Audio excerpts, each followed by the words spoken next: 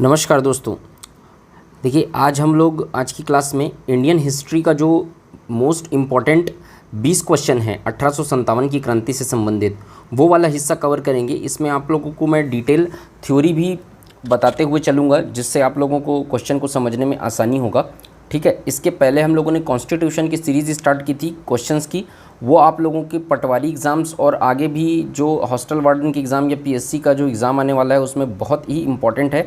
और आज का वीडियो भी जो है वो आगे के एग्ज़ाम्स में बहुत इंपॉर्टेंट होने वाला है। ये 20 क्वेश्चंस को आप लोगों ने पढ़ लिए, प्रीवियस ईयर में आए हुए क्वेश्चंस हैं, इसलिए आप लोगों का इसके साथ साथ तैयारी होते चलेगा। आप लोग थ्योरी को पढ़ने के बाद इसको क्वेश्चन को बनाइए, या डायरेक्ट भी क्वेश्चन को बनाएंगे तो आप लोग कम से कम इतने को याद रखेंगे तो ये क्वेश्चन भी डायरेक्ट रिपीट हो सकता है, या फिर इससे रिलेटेड चीज़ें भी आएंगी तो आप लोग उसको अटेम्प्ट कर लेंगे। तो ये बहुत ही इंपॉर्टेंट होने वाला है। ये पूरे लास्ट तक इस वीडियो को देखिए। 20 क्वेश्चन आपका तैयार हो जाएगा, जिसमें 1857 की क्रांति आप लोगों का पूरा लगभग तैयार हो जाएगा। ठीक है, तो आई होप आप सबको ये वीडियो पसंद आएगा। वीडियो पसंद आए तो वीडियो को लाइक कीजिए, चैनल को सब्सक्राइब कीजिए और ज़्यादा से ज़्यादा शेयर कीजिए ताकि अन्य लोगों तक भी ये पहुंच सके। इसके अलावा कॉन्स्टिट्यूशन की जो हम लोगों की सीरीज़ है वो आप लोगों को अगर देखना है तो आप लोग नीचे डिस्क्रिप्शन में मैं उसका लिंक दे दूँगा, वो आप लोग वहाँ से जाके कॉन्स्टिट्यूशन का डिटेल वीडियो देख सकते हैं। और करंट अफेयर्स भी डला हुआ है, तो हम लोग की प्लेलिस्ट में जाके जितने भी चीज़ें हैं आप लोगों को पटवारी एग्ज़ाम से संबंधित वो चीज़ें आप लोग देख सकते हैं। ठीक है, तो आज का वीडियो हम लोग स्टार्ट करते हैं। चलिए देखते हैं फर्स्ट क्वेश्चन। पहला क्वेश्चन है, इतिहासकार जिसने 1857 के विद्रोह को स्वतंत्रता की पहली लड़ाई कहा था, तो इसका आंसर आएगा वी.डी. सावरकर। वी.डी. सावरकर ने क्या कहा था? 1857 की क्रांति को स्वतंत्रता की पहली लड़ाई कहा था। इसके अलावा वी.डी. सावरकर का स्टेटमेंट क्या है? राष्ट्रीय स्वतंत्रता के लिए सुनियोजित संघर्ष, ये भी वी.डी. सावरकर का ही स्टेटमेंट है। ये जो आर.सी. मजूमदार है उनका स्टेटमेंट था, न प्रथम न राष्ट्रीय न स्वतंत्रता संग्राम था 1857 की क्रांति। ये था आर.सी. मजूमदार का स्टेटमेंट। सेकंड क्वेश्चन देखते हैं, निम्नलिखित में किसने 1857 के विद्रोह को एक षड्यंत्र की संज्ञा दी थी? ए. सर जेम्स आउटरम और W Taylor. B. Sir John ने। सी. सर जॉन लॉरेंस ने। डी. टी.आर. होम्स ने। देखिए इसका आंसर आएगा ए. जेम्स आउटरम और डब्ल्यू टेलर। इन्होंने कहा था अंग्रेजों के विरुद्ध हिंदू मुसलमानों का षड्यंत्र कहा था, यानी षड्यंत्र की संज्ञा किसने दी थी? जेम्स आउटरम और डब्ल्यू टेलर ने। इसके अलावा जॉन लॉरेंस ने ये जो स्टेटमेंट दिया हुआ जॉन लॉरेंस का स्टेटमेंट है। जॉन लॉरेंस ने और वह सीले ने, जॉन लॉरेंस वो एक सीले थे, उन्होंने कहा था सैनिक विद्रोह कहा था 1857 की क्रांति को। और टी.आर. होम्स इन्होंने कहा था सभ्यता और बर्बरता की लड़ाई कहा था 1857 की क्रांति को। तो जेम्स आउटरम और डब्ल्यू टेलर ने क्या कहा था? अंग्रेजों के विरुद्ध हिंदू मुसलमानों का षड्यंत्र कहा था। तो षड्यंत्र की संज्ञा दी थी, तो ऑप्शन आ जाएगा ए राइट आंसर। ठीक है, नेक्स्ट देखते हैं। 1857 का प्रथम स्वतंत्रता संग्राम असफल हुआ क्योंकि, क्या था? 1857 का प्रथम स्वतंत्रता संग्राम असफल हुआ क्योंकि, क्यों असफल हुआ इसको पूछा है। ऑप्शन ए, भारतीय सिपाहियों में उद्देश्य की एकता की कमी थी, उद्देश्य एवं एकता की कमी थी। ऑप्शन बी, प्रायः भारतीय राजाओं ने ब्रिटिश सरकार का साथ दिया था। ऑप्शन सी, ब्रिटिश सिपाही कहीं अच्छे सज्जित और संगठित थे। और ऑप्शन डी, उपयुक्त सभी। देखिए 1857 की का जो प्रथम स्वतंत्रता संग्राम था वो असफल हुआ था। ऑप्शन ए देखिए, भारतीय सिपाहियों में उद्देश्य की एकता, उद्देश्य एवं आएगा यहाँ पे, उद्देश्य एवं एकता की कमी थी, तो ये बिल्कुल सही स्टेटमेंट है। भारतीय जो सिपाही थे उसमें एकता नहीं थी, यूनिटी नहीं थी। ठीक है, देखो जैसे कि जो सिपाही थे वो लोग तो एकता था ही नहीं उन लोगों में, क्योंकि वो जो था वो बहुत ज़्यादा उस समय स्वतंत्रता का मतलब लोगों को मालूम नहीं था कि पूरा जो स्वतंत्रता मिलने से हम लोगों को क्या क्या बेनिफिट होगा। बहुत लोगों के मन में ऐसा था कि अंग्रेज लोग रहेंगे तो हम लोग को ज़्यादा फायदा होगा, इससे इंडस्ट्रियलाइजेशन होगा, इससे आधुनिकता का विकास होगा, भारत का विकास होगा, ऐसा भी था। लेकिन क्या हुआ था, देशभक्ति की भावना से थोड़ा बहुत उत्प्रेरित होते हुए फिर वो लोग कूद गए थे 1857 की क्रांति में। तो वो लोग एकता की कमी थी, मतलब अलग अलग जगह में अलग अलग थे, संगठित नहीं थे, एकता की कमी थी। तो ऑप्शन ए तो आएगा ही। ऑप्शन बी क्या है? प्रायः भारतीय राजाओं ने ब्रिटिश सरकार का साथ दिया, इंदौर के होलकर है ना, और जो सिंधिया लोग थे, इंदौर के होलकर थे, ग्वालियर के सिंधिया थे, भोपाल के जो थे वो सब राजा वाजा जो थे उन्होंने क्या किया था, पूरा ब्रिटिशों का साथ दिया था। यहाँ भारतीयों का साथ नहीं दिया था, जितने भी राजा महाराजा थे एक तो डर के कारण साथ दिए थे उनका, तो ऑप्शन बी भी सही है। ऑप्शन सी, ब्रिटिश सिपाही कहीं अच्छे सज्जित और संगठित थे। ब्रिटिश सिपाहियों के पास क्या था, आधुनिक हथियार था, और भारतीयों के पास आधुनिक हथियार नहीं था, क्योंकि पैसा ही नहीं था, न ही यहाँ पर कोई प्रोडक्शन होता था, तो वो पूरे हथियार जो थे वो लोग के पास थे। मतलब तीनों ही स्टेटमेंट सही हैं। तो जब तीनों ही स्टेटमेंट सही होगा तो क्या आएगा, ऑप्शन क्या आएगा, ऑप्शन आएगा डी, उपयुक्त सभी। ये होगा ऑप्शन डी इसका सही आंसर। नेक्स्ट देखते हैं, भारतीय सेना में चर्बी वाले कारतूसों से चलने वाली एनफील्ड राइफल कब शामिल की गई। देखिए, भारतीय सेना में है ना एनफील्ड राइफल मतलब चर्बी वाले कारतूसों से चलने वाली एनफील्ड राइफल कब शामिल की गई, ये पूछा है। तो अब इसका आंसर आएगा दिसंबर 1856। दिसंबर 1856 में इसके पहले कौन सा राइफल का प्रयोग होता था, एक ब्राउन राइस राइफल का प्रयोग होता था। तो अब उसमें क्या किया गया, दिसंबर 1856 में नया अब घोषणा कर दिया गया कि कारतूसों है ना, चर्बी वाले कारतूस वाले से चलने वाले एनफील्ड राइफल का प्रयोग होगा। अब इसमें क्या हुआ कि सब पूरा फैल गया सेना में कि वो जब चर्बी वाला कारतूस रहेगा उसमें गाय और सूअर का चर्बी का उपयोग किया जाएगा। अब जब गाय और सूअर के चर्बी का उपयोग किया जाएगा तो जो हिंदू सैनिक शामिल थे उनमें, ब्रिटिशों, भाई सैनिक कौन थे ब्रिटिशों के, तो हिंदू ही लोग तो रहते थे, मतलब भारतीय लोग ही तो रहते थे। तो हिंदू सैनिकों को ये भ्रम होने, मतलब ये लगने लगा कि हम लोगों को धर्म भ्रष्ट करने का काम किया जा रहा है, क्योंकि वहाँ पे उस कारतूस में क्या रहेगा, सूअर और गाय का चर्बी रहेगा। अब उस कारतूस में ऐसा था कि कारतूस को मुंह से छीलना पड़ता था, पहले यानी मुंह में लगाना पड़ता था कारतूस को, उसको छीलना पड़ता था, उसके बाद वो कारतूस का प्रयोग किया जाता था। तो उससे धर्म भ्रष्ट होगा, क्योंकि मांसाहारी नहीं थे, शाकाहारी थे जब हिंदू थे सब लोग, तो उनको उसका भय होने लगा। तो उसके बाद क्या हुआ कि उन्होंने, मंगल पांडे ने विद्रोह छेड़ दिया, इसका विरोध किया पहले, और विरोध करने पे भी नहीं माने वो लोग, तो क्या किया फिर, विद्रोह छेड़ दिया। और सार्जेंट की, मेजर सार्जेंट, वो मंगल पांडे जो थे क्या थे, 34वीं इन्फेंट्री के मतलब सैनिक थे, 34वीं इन्फेंट्री के, और उन्होंने क्या किया, वो मेजर सार्जेंट की गोली मारकर हत्या कर दी। ठीक है, उसके बाद से फिर विद्रोह की शुरुआत हुई। तो यहाँ पर दिसंबर 1856 में या फिर, और ये तात्कालिक कारण बना, मतलब ये तात्कालिक कारण बना उस 1857 की क्रांति के शुरुआत का, दिसंबर 1856 में इसको शामिल किया गया था। ये उसका आंसर होगा। नेक्स्ट देखते हैं, भारत के प्रथम स्वतंत्रता संग्राम का तात्कालिक कारण था, अभी मैंने पूरा डिटेल में जो स्टोरी बताया, तात्कालिक कारण क्या था, अंग्रेजों का धर्म के में हस्तक्षेप का संदेह, ऑप्शन बी। क्यों, क्योंकि वो जो कारतूस युक्त प्रयोग किया जा रहा था उसमें कारतूस को छील के फेंकना पड़ता था, और उस कारतूस में क्या रहता था, गाय और सूअर की चर्बी रहती थी। तो जो भारतीय सैनिक है उनको संदेह होने लगा कि अंग्रेज लोग भारतीय धर्म को, सैनिक हिंदू धर्म को नष्ट करना चाहते हैं। तो ये उसका आंसर हो जाएगा ऑप्शन बी, तत्कालिक कारण था। नेक्स्ट क्वेश्चन, मंगल पांडे की घटना हुई थी, ये जो मंगल पांडे का मैंने पूरा स्टोरी अभी बताया आप लोगों को, वो मंगल पांडे का बैरकपुर छावनी में हुआ था, ऑप्शन बी, बंगाल की बैरकपुर छावनी। बैरकपुर छावनी क्या थी, बंगाल में थी। तो वहीं ये घटना हुई थी जो सार्जेंट को हत्या की थी मंगल पांडे ने, है ना, उसके ऊपर एक मूवी बना हुआ है, आप लोगों ने देखा होगा। तो ये बैरकपुर में ये घटना हुई थी, तो इसका आंसर आ जाएगा option B, Barrackpore. Next question देखते हैं, 1857 के विद्रोह के दौरान बहादुर शाह ने किसे साहबे आलम बहादुर का खिताब दिया था, तो ऑप्शन सी, बख्त खान। बहादुर शाह ने दिया था, बख्त खान को क्या किया था, साहबे आलम बहादुर का खिताब दिया था।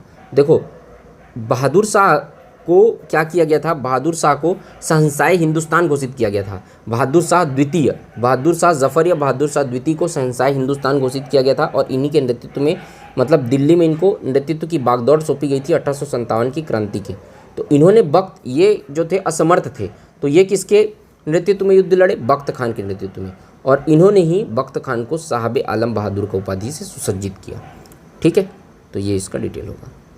नेक्स्ट देखते हैं, 1857 के स्वाधीनता संग्राम का प्रतीक था, इसका आंसर आएगा लाल, कमल और रोटी, कमल और रोटी, या फिर चपाती और कमल, है ना, चपाती और लाल कमल। ये जो प्रतीक चिन्ह था उसको जो सन्यासी लोग इधर उधर घूमते रहते थे, बंजारे लोग, उनके हाथ में थमा कर भेजा जाता था। जिस भी गांव में वो पहुंच गया उसका मतलब वो जो उसमें विद्रोह में शामिल हो गए। एक संदेश का मात्र था कि हम लोग विद्रोह चला रहे हैं, तो यहाँ पर आपको शामिल होना है करके। तो यहाँ पर कमल और रोटी याद रखिएगा इसको, ठीक है। नेक्स्ट है लक्ष्मीबाई की समाधि कहाँ स्थित है। देखिए लक्ष्मीबाई की जो समाधि है वो ग्वालियर में स्थित है। ग्वालियर में कैप्टन ह्यूरोस से लड़ते हुए रानी लक्ष्मीबाई शहीद हुई थी, जबकि है ना, जबकि रानी लक्ष्मीबाई की समाधि ग्वालियर में है। जबकि उनका जन्म कहाँ हुआ था, है ना, रानी लक्ष्मीबाई का जन्म कहाँ हुआ था, वाराणसी में हुआ था। जन्म वाराणसी में हुआ था और ग्वालियर में रानी लक्ष्मीबाई की समाधि स्थित है। कैप्टन ह्यूरोस से लड़ते हुए वो शहीद हो गई थी, ठीक है। इसके नेक्स्ट क्वेश्चन है रानी लक्ष्मीबाई का अंतिम युद्ध में सामना करना पड़ा था यूरोज, गफ, हैवलॉक या नील। तो ये कैप्टन ह्यूरोज आएगा, याद रखिए कैप्टन, ये यूरोज नहीं है, ह्यूरोज है। यूरोज रहेगा तो यूरोज मार देना, या फिर ह्यूरोज आएगा ये, ठीक है। नेक्स्ट क्वेश्चन है 1857 का विद्रोह लखनऊ में किसके नेतृत्व में आगे बढ़ा। लखनऊ से उस आंदोलन का नेतृत्व किसने किया था, बेगम ऑफ अवध, यानी बेगम हजरत महल, ठीक है। अगर कहीं बेगम ऑफ अवध दिया रहेगा तो बेगम ऑफ अवध आंसर आएगा, नहीं तो बेगम हजरत महल दिया रहेगा तो ये एक ही है दोनों, ठीक है। तो बेगम ऑफ अवध यानी बेगम हजरत महल इसका राइट आंसर होगा। नेक्स्ट क्वेश्चन देखते हैं 1857 के संघर्ष में भाग लेने वाले सिपाहियों की सर्वाधिक संख्या थी। ए बंगाल, बी अवध, सी बिहार या डी राजस्थान। तो सर्वाधिक संख्या कहाँ से थी, 1857 के संघर्ष में भाग लेने वाले सिपाहियों की सर्वाधिक संख्या, इसका आंसर आएगा बी अवध, ठीक है। सर्वाधिक संख्या कहाँ से थी, बी अवध। इसका डिटेल लिखा हुआ 1857 की क्रांति में सर्वाधिक संख्या अवध से थी। वास्तव में उस समय अवध से शायद ही कोई परिवार रहा हो जिसकी सदस्य संख्या सेना में न रही हो, है ना। केवल अवध से ही लगभग 75,000 सैनिक सेना में शामिल थे, ठीक है। नेक्स्ट क्वेश्चन देखते हैं नाना साहब का कमांडर इन चीफ कौन था, अजीम उल्लाह, बिरजिस कादिर, तात्या टोपे या नन ऑफ दिस, ठीक है। तो नाना साहब का कमांडर इन चीफ था तात्या टोपे, ठीक। नेक्स्ट क्वेश्चन देखते हैं 1857 किसने खालिस्तान में से किसने 1857 में अंग्रेजों का से संघर्ष किया था। तो अब ये ऑप्शन ए है चंद्रशेखर आज़ाद। ये तो क्या बोलते हैं 1925 24-25 के समय जो ठीक है विद्रोह हुआ था उस समय वो एक्टिव थे चंद्रशेखर आज़ाद, ठीक है। बी राम प्रसाद बिस्मिल वो भी उसी समय एक्टिव थे। सी शहादत खान और डी माखनलाल चतुर्वेदी। माखनलाल चतुर्वेदी छत्तीसगढ़ के राइटर थे, लेखक थे। सी आएगा शहादत खान इसका आंसर, ठीक है। नेक्स्ट खालिस्तान में से कौन 1857 के विद्रोह में अंग्रेजों का सबसे कट्टर दुश्मन था। मौलवी अहमदुल्ला शाह, मौलवी इमदादुल्लाह, मौलवी फजल खैराबादी और नवाब लियाकत अली। तो इसमें आएगा ऑप्शन ए मौलवी अहमदुल्ला शाह, ठीक है। इसका आंसर मौलवी अहमदुल्ला शाह आएगा। नेक्स्ट क्वेश्चन 1857 के स्वतंत्रता संग्राम में किस राजवंश ने अंग्रेजों की सर्वाधिक सहायता की थी। देखिए ग्वालियर के सिंधिया, नागपुर के भोसले, इंदौर के होलकर और रामगढ़ के लोधी। इसका आंसर आएगा ग्वालियर के सिंधिया, जो अभी जो ज्योतिरादित्य सिंधिया जिससे हैं तो उन्हीं के वंशज ग्वालियर के सिंधिया। उस समय सिंधिया लोग का शासन था ग्वालियर में। उन्होंने पूर्ण रूप से क्या किया था, अंग्रेजों का सबसे ज़्यादा सहायता किया था, अंग्रेजों का साथ दिया था। क्योंकि अब जो देसी, वैसे तो पूरे जितने भी राजा महाराजा सब लोगों ने साथ दिया था, लेकिन सबसे सर्वाधिक सहायता किया था बोलेगा तो ग्वालियर के सिंधिया। ये लोग कैसा मानना था कि अंग्रेज लोग एक से डरते थे, एक तो ये लोग, और दूसरा अंग्रेज लोग इनको फंडिंग भी करते थे, पैसा वगैरह भी देते थे, इनको राजा की उपाधि भी नहीं छीने थे, इनको सम्मान भी देते थे। तो इसी कारण से ये लोग अंग्रेजों का साथ दिए थे, ठीक है। नेक्स्ट देखते हैं 1857 की क्रांति में शिक्षित मध्यम वर्ग ने 1857 के विद्रोह का विरोध किया था, 1857 के विद्रोह का समर्थन किया था, 1857 के विद्रोह से तटस्थता बनाए रखी थी और देशी शासकों के विरुद्ध युद्ध किया था। देखिए जो शिक्षित मध्यम वर्ग था, जो राजा महाराजा थे, उन्होंने तटस्थता बनाए रखी थी। तटस्थता मतलब एक दूरी बनाए रखना, तो वो लोग दूरी बनाए रखते। वो लोग क्या था, जो 1857 की क्रांति में जो भारतीय लोग भाग लिए थे वो अंधविश्वासों में मानते थे, रूढ़िवादी परंपरा के थे। और जो शिक्षित मध्यम वर्ग थे वो लोग ऐसा मानते थे कि अंग्रेज लोग यहाँ डेवलपमेंट लाएंगे, इंडस्ट्रियलाइजेशन लाएंगे, यहाँ के लोगों को रोजगार देंगे, इंडिया का डेवलप करेंगे। लेकिन वो लोग गलत थे, ठीक है ना। तो अंग्रेज सिर्फ यहाँ शोषण करने के लिए आए थे। तो उन्होंने क्या किया, यही सोच के शिक्षित मध्यम वर्ग ने क्या किया, एक दूरी बनाए रखी थी। तो ऑप्शन आ जाएगा, ऑप्शन सी आंसर रहेगा इसका। 1857 के विद्रोह से तटस्थता बनाए रखी थी। नेक्स्ट देखते हैं, 1857 में कौन सा आयोग है ना, खालिस्तान में कौन सा आयोग 1857 के विद्रोह के दमन के बाद भारतीय फौज के नव संगठन से संबंधित है। देखिए 1857 का विद्रोह को दबा दिया गया, ठीक है, अंग्रेजों के द्वारा, अंग्रेज उसमें सफल हुए। और उसके बाद एक आयोग का गठन किया गया जिसमें 45,000 संख्या थी यहाँ भारत में सैनिकों की। अंग्रेजों के सैनिक कितने थे यहाँ, 45,000, उसको बढ़ा के किया कि 60,000। भाई अब विद्रोह भड़क रहा है तो ऐसा समझ में आ गया अंग्रेज लोग को, आगे और भी विद्रोह बढ़ा सकता है। तो फिर पुनर्गठन किया गया, एक तरीके का एक सैनिक आयोग था ये, उसका पुनर्गठन किया गया, सैनिकों की संख्या वगैरह बढ़ाई गई, उसमें सिख रेजिमेंट के सैनिकों को, बहादुर सैनिकों को शामिल किया गया। तो इसका ऑप्शन दिया हुआ है पब्लिक सर्विस आयोग, पील आयोग, हंटर आयोग और साइमन कमीशन। तो यहाँ पर पील आयोग का गठन किया गया था। इसी के तहत क्या किया गया था, 45,000 से संख्या सैनिकों की बढ़ाकर 60,000 किया गया था और सिख रेजिमेंट के उसको बहादुर सैनिकों को शामिल किया गया था ताकि विद्रोह आगे बढ़ के तो कंट्रोल किया जा सके। 19वां क्वेश्चन है, 1857 के विद्रोह के बाद ब्रिटिश सरकार ने सिपाहियों का इन प्रांतों से चयन किया। उत्तर प्रदेश व बिहार के ब्राह्मण, पूर्व में बंगाली व उड़िया, गोरखा, सिख व पंजाबी उत्तर प्रदेश उत्तर प्रांत से, और मद्रास प्रेसिडेंसी और मराठा। तो ऑप्शन आ जाएगा इसका सी, अभी मैंने बताया, गोरखा, सिख व पंजाबी उत्तर प्रांत से, क्योंकि उनका मानना था कि वो जो गोरखा, सिख व पंजाबी उत्तर प्रांत से हैं वो लोग क्या हैं, ज़्यादा बहादुर थे और ज़्यादा हष्ट-पुष्ट रहते थे, तो वो लोग का चयन किया गया और पील आयोग का गठन किया गया। नेक्स्ट क्वेश्चन देखते हैं, वर्गों में किसने, निम्न वर्गों में किसने 1857 के विद्रोह में भाग नहीं लिया। खेतीहर मजदूर, साहूकार, कृषक और जमींदार। तो मैंने आप लोगों को बताया था कि अभी शिक्षित लोगों ने, शिक्षित युवा ने भाग नहीं लिया था। इसके अलावा मैं आपको बताना चाहता हूँ कि यहाँ पर साहूकार और जमींदार, ये दोनों वर्गों ने यहाँ पर भाग नहीं लिया था। खेतीहर मजदूर और कृषक और निम्न तबके के लोगों ने भाग लिया था। इसके अतिरिक्त मैं आपको बता दूं कि भारत के साउथ इंडिया, वेस्ट इंडिया मतलब गुजरात वाला बेल्ट, और ईस्ट इंडिया मतलब वो नॉर्थ ईस्ट वाला जो इधर भी नहीं फैला था, सिर्फ नॉर्थ इंडिया में इसका प्रभाव क्षेत्र जो था वो सीमित था। उत्तर प्रदेश, बिहार है ना, ये सब जो बेल्ट था, झारखंड और आपका दिल्ली, ये सब वाला बेल्ट था, उसी में सबसे ज़्यादा ये फैला हुआ था। और इसके अतिरिक्त साहूकार और जमींदार, इन्होंने भी भाग इसमें नहीं लिया था। जमींदार तो वही इंदौर के होलकर, भोपाल के है ना, ग्वालियर के सिंधिया, सब ने भी भाग नहीं लिया था। तो ये दोनों ने भाग नहीं लिया था और फिर साउथ इंडिया में ये नहीं फैला था। तो ऑप्शन में आंसर क्या आ जाएगा, इसका आंसर आ जाएगा 2 और 4 किस में है, ऑप्शन डी, 2 और 4,